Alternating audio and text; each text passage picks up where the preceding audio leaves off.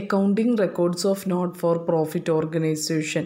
കഴിഞ്ഞ ഭാഗത്തിൽ receipt and payment account പറഞ്ഞിരുന്നു. അതിൻ്റെ തുടർച്ചയാണ് അടുത്തത് income and expenditure account. What do you mean by income and expenditure account? An income and expenditure account is a nominal account prepared by a non-profit organization in order to ascertain the surplus or deficit of a particular period. Income and expenditure account എന്ന് പറയുന്നത് ഒരു nominal അക്കൗണ്ടാണ്. ഒരു പ്രത്യേക കാലയളവിലെ non profit ഓർഗനൈസേഷനിൽ വരുമാനമാണോ ചിലവാണോ മുന്നിട്ട് നിൽക്കുന്നത് എന്ന് കണ്ടുപിടിക്കാൻ വേണ്ടി തയ്യാറാക്കുന്ന അക്കൗണ്ടാണ് income and expenditure account. It is prepared in the form of profit and loss account. ഇത് കഴിഞ്ഞ വർഷം നമ്മൾ പഠിച്ച പ്രോഫിറ്റ് ആൻഡ് ലോസ് അക്കൗണ്ടിൻ്റെ അതേ മോഡലിൽ തന്നെയാണ് നമ്മൾ ഇൻകം ആൻഡ് എക്സ്പെൻഡിച്ചർ അക്കൗണ്ടും പ്രിപ്പയർ ചെയ്യുന്നത്. Features of income and expenditure account. Income and expenditure അക്കൗണ്ടിൻ്റെ സവിശേഷതകൾ. It is a nominal account. Income and expenditure account nominal അക്കൗണ്ടാണ്. It is similar to profit and loss account. ഇത് ഏതുപോലെയാണ്? Profit and loss account പോലെ തന്നെയാണ്. It records only those items which are of revenue nature. വരുമാന ഇനങ്ങൾ മാത്രം ഇതിൽ രേഖപ്പെടുത്തുന്നു. Only incomes and expenses of current year R to be recorded.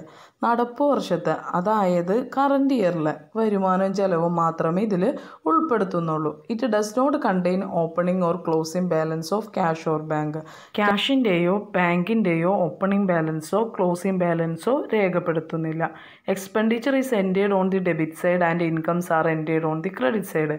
Expenditure ചെലവുകളെല്ലാം ഡെബിറ്റ് സൈഡിലും ഇൻകംസ് വരുമാനങ്ങളെല്ലാം ക്രെഡിറ്റ് സൈഡിലും എൻ്റർ ചെയ്യുന്നു. Closing balance of this account represent either surplus or deficit. Income and expenditure അക്കൗണ്ടിൻ്റെ ക്ലോസിംഗ് ബാലൻസ് മിച്ചമോ കമ്മിയോ ആയിട്ട് കാണിക്കുന്നു. Steps involved in preparation of income and expenditure account. ഒരു income and expenditure account create ചെയ്യുന്ന രീതികൾ, തയ്യാറാക്കുന്ന രീതികൾ ഏതൊക്കെയാണെന്ന് നോക്കാം. Read the receipt and payment account thoroughly. നമ്മളൊരു income and expenditure account create ചെയ്യാൻ പറയുമ്പോൾ നമുക്ക് തരുന്ന question receipt and payment account ആയിരിക്കും. അപ്പോൾ ആ റെസിപ്റ്റ് ആൻഡ് പേയ്മെൻറ്റ് അക്കൗണ്ട് നന്നായി വായിച്ച് മനസ്സിലാക്കുക.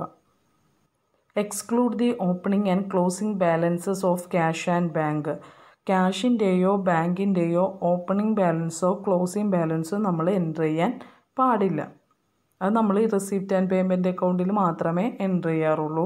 ഇൻകം ആൻഡ് എക്സ്പെൻഡിച്ചർ അക്കൗണ്ടിലേക്ക് നമ്മൾ ഓപ്പണിംഗ് ബാലൻസോ ക്ലോസിംഗ് ബാലൻസോ എൻ്റർ ചെയ്യാൻ പാടില്ല.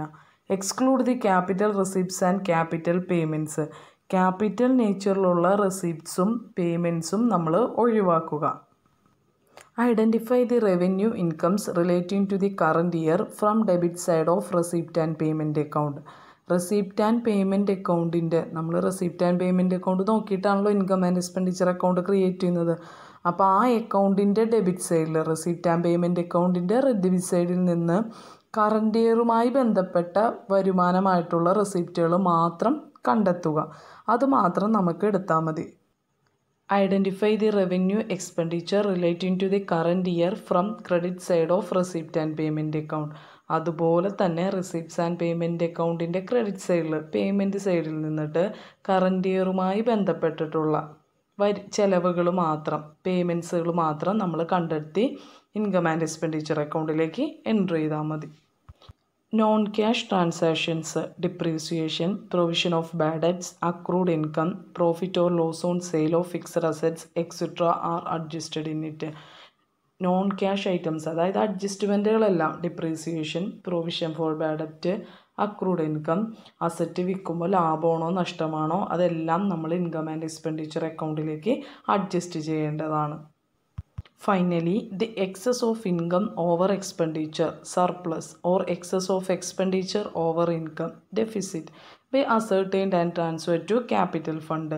അവസാനമായിട്ട് ചെലവിനേക്കാളും കൂടുതലായ വരുമാനം, അതിനെ പറയുന്നതാണ് സർപ്ലസ്, അല്ലെങ്കിൽ വരുമാനത്തേക്കാളും കൂടുതലായ ചെലവ് ഡെഫിസിറ്റ് കണ്ടെത്തി ബാലൻസ് ഷീറ്റിൻ്റെ ക്യാപിറ്റൽ ഫണ്ടിലോട്ട് മാറ്റേണ്ടതാണ്. ഇത്രയും സ്റ്റെപ്സിലൂടെയാണ് നമ്മൾ ഒരു ഇൻകം ആൻഡ് എക്സ്പെൻഡിച്ചർ അക്കൗണ്ട് തയ്യാറാക്കുന്നത്. Thank you for watching.